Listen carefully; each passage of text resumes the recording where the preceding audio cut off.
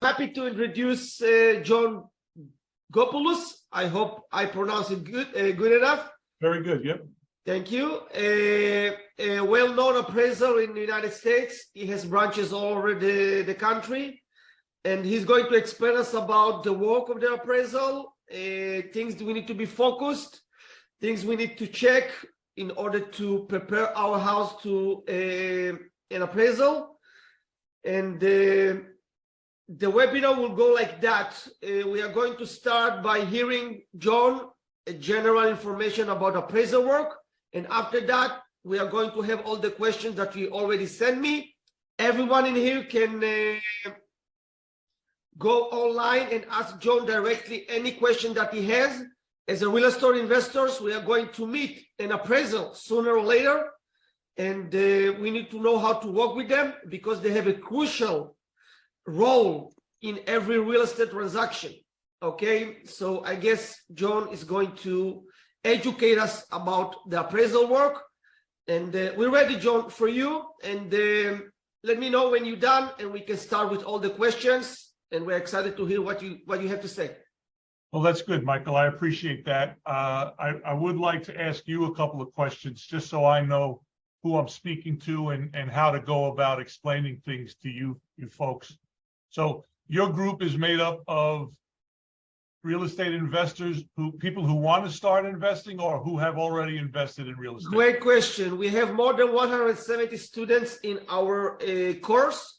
Most of them are already investing. Some of them are about to invest, and I am their private mentor, meaning I'm teaching them how to do it right. And all of them paid in order to understand how to invest in real estate in the United States that I really like. And all of them will meet an appraisal sooner or later, and we really want to know how to work correctly with appraisal. Are these folks in America now, or are they somewhere else? Half of them living in Israel, half of them living in the United States. Okay. Some of them are visiting, investing, and going back to Israel. Some of them has all kinds of visas. With them, they are coming and stay for a longer time and invest in real estate. And I have like students all over. I have like 7, 8 from New York, 8, 9 from California, Texas, all over the United States. Okay, very good. So this is the way I'd like to do this. It's a pleasure to see everybody, and I'm glad that Michael brought me on or asked me to come on. I think you'll enjoy speaking with me. I'm not going to sit here and tell you everything that I know about real estate or appraisals. What I want to do is I want to take your questions, after I give you a few minutes of background about myself, I want you to feel comfortable enough with me to just ask me any kind of questions you might have over the years or over time that you've started to realize about appraising. This way I can answer your specific questions. I don't want to speak to you guys and gals. I want to answer questions that you have. So let me just tell you a little bit about myself, and then we can jump right into it. Michael can moderate. You guys can jump in and just ask me anything you want. But just to let you know who I am. So I live about an hour outside of New York City, New York, in the United States, and I've been appraising real estate for over 35 years. I started working for a bank for my first 10 years right out of college. I worked in an appraisal department for a bank, so I learned everything that the bank was looking for from an appraiser and how to do an appraisal. I was trained by them. After 10 years, I went out on my own and I started an appraisal company. I worked very hard for about 10 of those years after that. And then I realized that, I can start a real business and get other appraisers from across New York working for me. So I had an appraisal shop. I had 10 or 12 appraisers working for me. We were doing 2,000 assignments every year, and it was very good. Then around 2008, 2010, America went into a bit of a recession, and they blamed it on real estate, and they blamed it on the appraiser a little bit for the problems with real estate. So at that point in time, the government changed the rules a little bit, and they asked they they brought somebody into between the bank and between the appraiser. They brought a middleman in, and the middleman is supposed to not allow any bias on the appraiser's side or on the bank side. So a lot of appraisers work for that middle guy, the appraisal management company, and that's what we do now. So I've gone back to appraising. I look at about 10 or 12 houses every week. I also have about 5 or 6 guys that appraise for me. They look at a couple of houses a week. I have an office in New York, and I have an office in Florida. So if there's any people on here that need any help with appraisals in New York or in Florida, you keep my information and you give me a call whenever you like. I'd be happy to speak to you. I'd be happy to help you with your investments or anything like that, be a consultant for you. So over the past 2 years, I've always loved helping real estate agents. I would speak at their offices, and it would go very well. As you'll see, this meeting that we're going to have, you're going to enjoy asking questions and hearing the answers. So I do this all the time with real estate offices. I go there live, and sometimes I do Zooms or this and that. But what I started to do was I started a social media campaign, and I have a Facebook group. I have over 7,500 real estate agents across the country, across the United States, that come on and they ask me questions, just like you're going to do. What makes it comparable? What do I do if I have this for my subject? What's a pool worth? What's a finished basement worth? What's the best comparable? They ask us all those questions, and I answer the questions along with some other appraisers on there. So I would like you to make sure that you join the group before this call is over, and join that Facebook group. And then also I have a YouTube channel. Michael was nice enough to put that on there. I'd like you to subscribe to that. I do videos answering all questions about the appraisal. So those are 2 things. I'm going to give you guys an hour or an hour and a half right now to answer any of your questions. What I'd like you to do for me is to go on my social media pages and subscribe and join my Facebook group. This way the analog can, everything can start working for me a little bit better. So that's my little 3 minutes, Michael. I hope you guys understand what I do and how I can help you. And I'd love to start answering questions from anybody. Great. So first of all, guys, you can go to the chat. The direct links to the YouTube and Facebook groups of John is in there. I will be happy if everyone will register and keep following him. Okay, I think he has a lot to give regarding the information that he's providing there. Okay, let me start with the question that I have already kept for my students. Okay, it is in Hebrew, but I will translate everything. What is the impact that you are giving on, let's say, a house with a garage, a shed, a patio, deck? How much these elements are giving more of a value to a house? Let's say you want to compare a house, a single family house that has one attached garage to a house that don't have any garage. How much you add value to every item?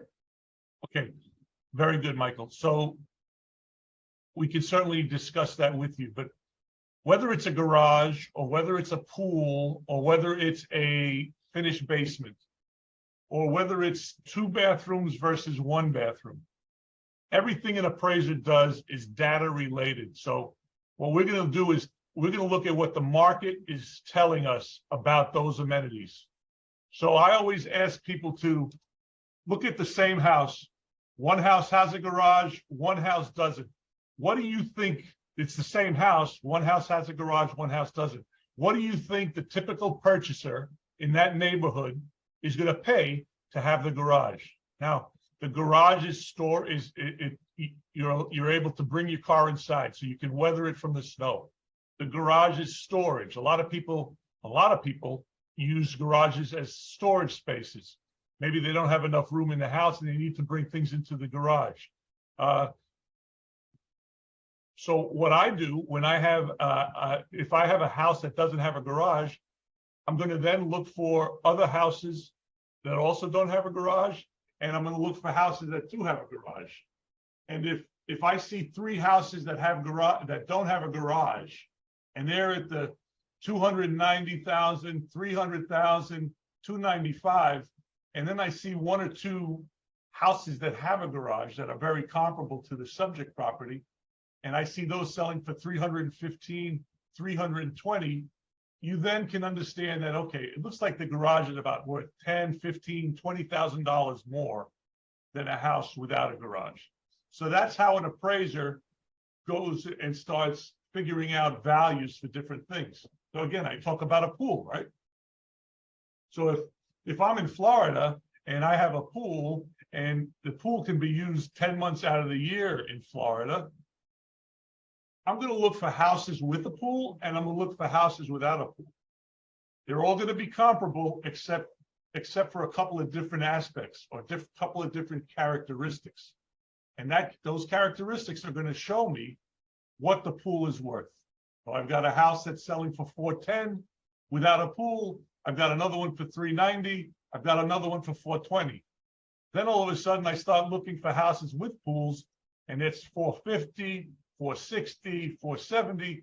And I realize that a pool in my neighborhood that I'm appraising in is going to be worth $30, $40, $50,000 more. I'm going to have to figure it out like that.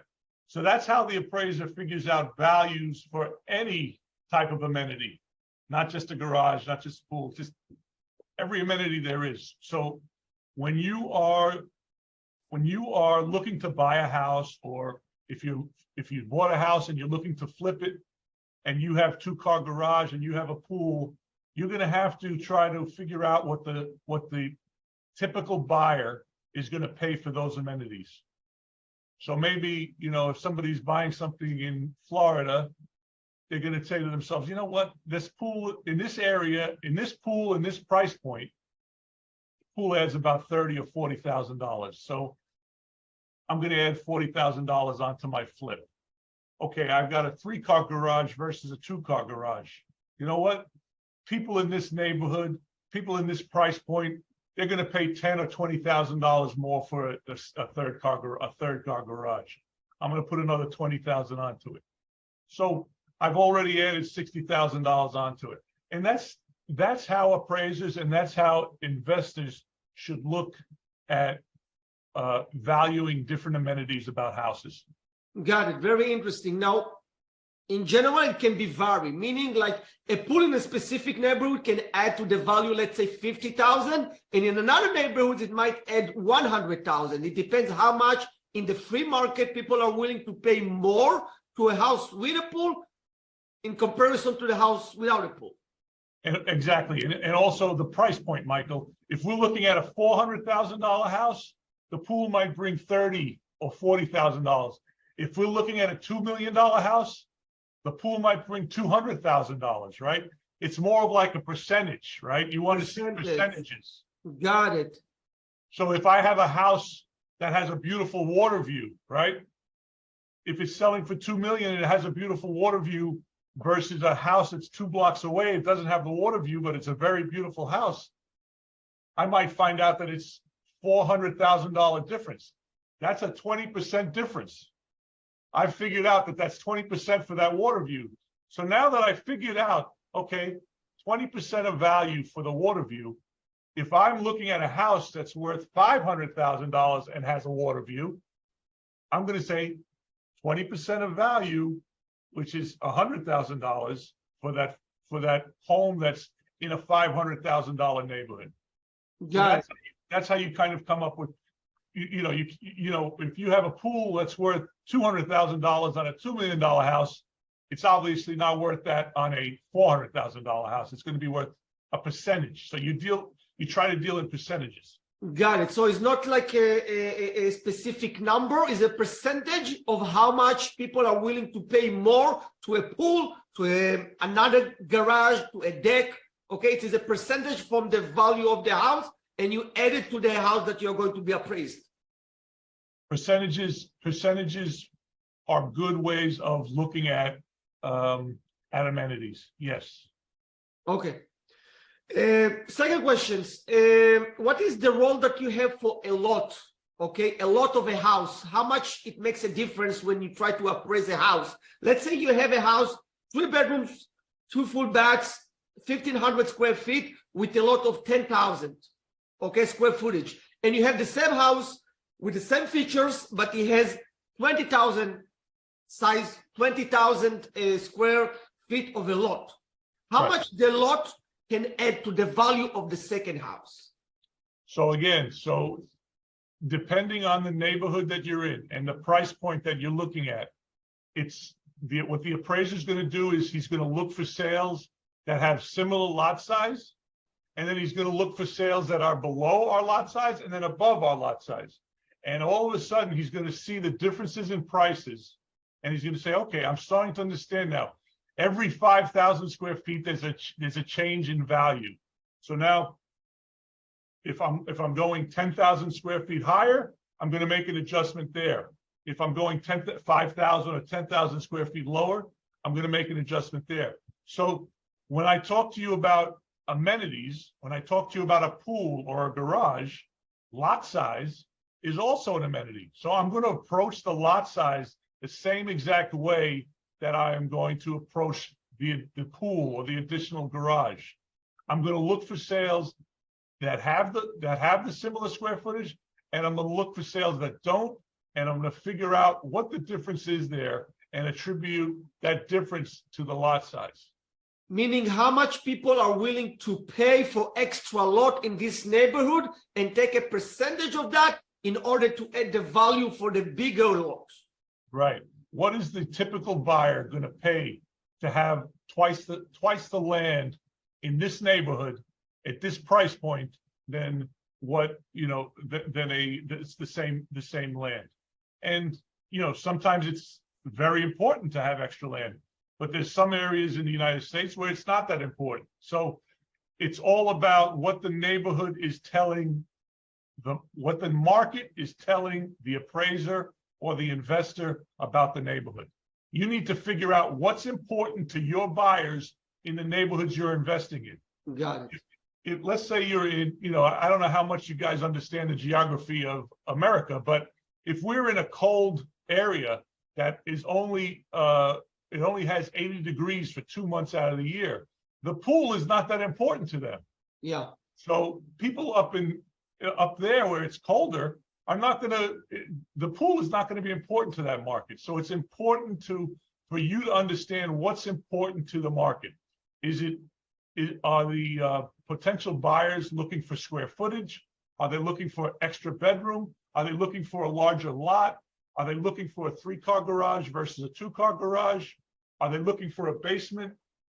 And then you're going to find out what the people are looking for, and then you're going to look to find those houses so that you can invest in those houses and make as much money as you possibly can. Got it. Let me try to simplify things. Let's say I have a house that was sold in 100,000 and don't have a pool, and another house with the same features were sold in 1,000 and 25,000 with a pool. Meaning a pool will add 25% to the value of my house when it's going to be finished. Well, that's very true. I mean, to be honest with you, I don't think the hypothetical is correct, but you're right. If that was the case, it would be a 25,000%, 25% difference between a pool and not a pool. Got it. At that price point, nobody's going to pay an extra $25,000. But I understand your point, and yes, a lot of appraising is based on percentages. But again, try to realize that it's what the market is going to pay. So it's not a bedroom, an extra bedroom may not be in a percentage breakdown. It might be in a price breakdown. It might be in a dollar amount breakdown. Got it. Because my next question would be exactly about that. How much a bedroom can add to the value of a house? Let's say I have like 3-2 and I can add another bedroom and make it 4-2. How much a bedroom will add to the value of the house is going to be percentage or a specific price?